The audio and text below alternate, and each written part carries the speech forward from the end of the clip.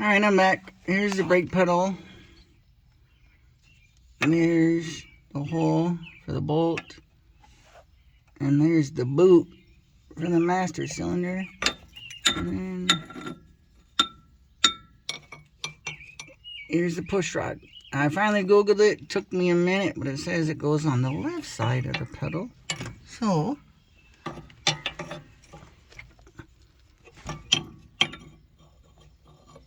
and then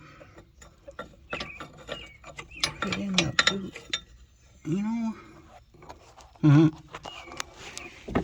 Ow. Hey, what do you know? Look at that. How in the blue blazes am I going to get that in there?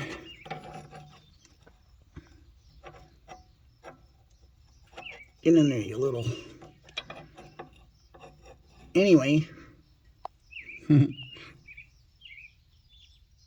Maybe if I can... Oh, there. So it's got to go like that, and then it's got to go up to that hole, and you can see where my hand is, and I can move the brake pedal, but I got to get that in there. So it's very difficult. Oh, yay, to do it one-handed. So I have to put the phone down and see if I can get in there, and yeah, okay. I'll be back.